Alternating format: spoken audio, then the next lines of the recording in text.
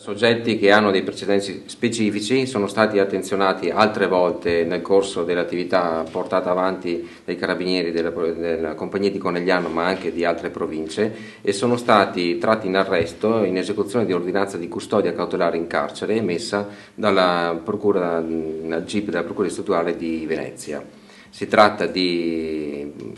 soggetti bulgari che si trovano nel nostro territorio e a seguito di segnalazioni e di denunce prese nel corso della primavera dell'anno scorso, del 2012, abbiamo ricostruito i loro movimenti ed è stato quindi possibile individuarli nel momento in cui collocavano questi skimmer nei bancomat di alcuni istituti di credito. Si tratta di banche che si trovano nei comuni di Gaiarine, di Motta di Livenza, di Cessalto, e che hanno portato a degli ammanchi sui conti correnti di circa 62 persone. I loro strumenti erano in grado di captare i codici magnetici e anche i codici PIN, attraverso i quali altri soggetti complici con loro in altri territori, prevalentemente negli Stati Uniti e nel Sud America, riuscivano a utilizzare tali codici e quindi compiere dei prelievi fraudolenti in danno dei correntisti